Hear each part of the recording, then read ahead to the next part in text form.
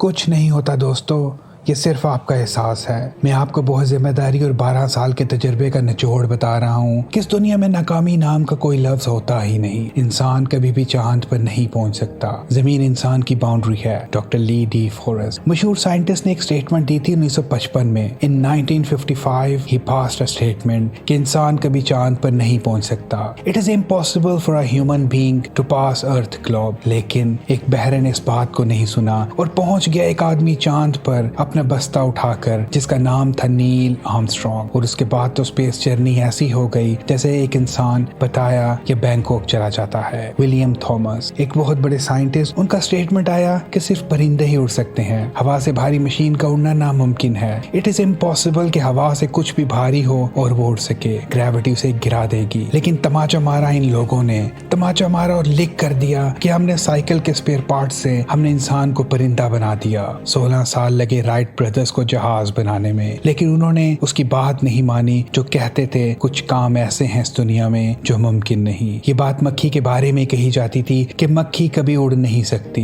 क्योंकि उसके पर उसके जिस्म से हल्के होते हैं। लेकिन मक्खी आज तक किसी स्कूल नहीं गई। My doctor told me I will never walk again. मेरे डॉक्टर ने मुझे कहा कि तुम कभी चल नहीं सकोगी। My doctor told me that you will never walk again, but my mother told me that you would, and I believe my mother more than my doctor.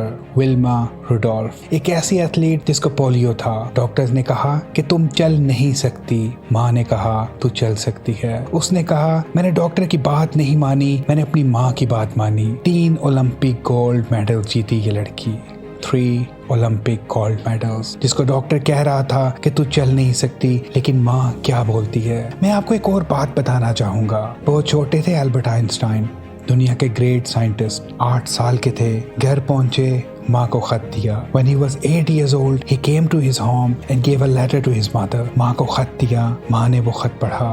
8 साल के थे और चिट्ठी में एक खत था प्रिंसिपल की तरफ से उनकी माँ के नाम।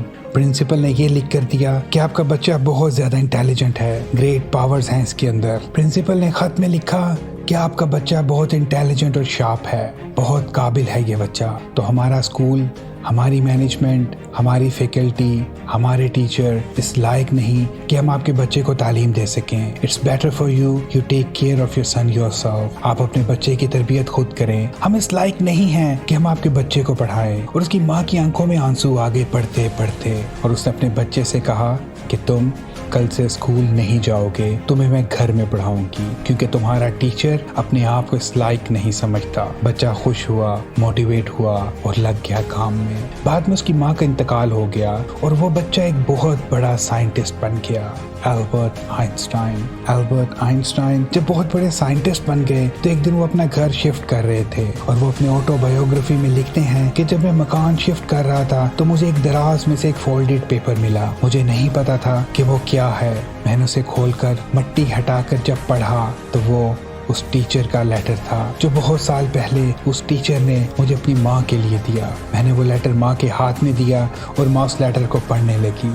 जैसे ही उन्होंने उस खत को पढ़ना शुरू किया, वो फूट फूट कर रोना शुरू हो गए क्योंकि उस खत में लिखा था कि तुम्हारा बच्चा कुंद ज़हन है, ये हमारे स्कूल के लायक नहीं है, इसको आज के बाद हमारे स्कूल मत भेजना, इसकी परवरिश खुद किया करो। माँ ने उल्टा पढ़ा कि नहीं, ऐसा नहीं है, तू सब कुछ कर सकता है, तेरे पास पावर है, तेरे में जज्बा है, यू कैन डू एवरीथिंग। दोस्तों, इस दुनिया में किसी की बात मत सुनना।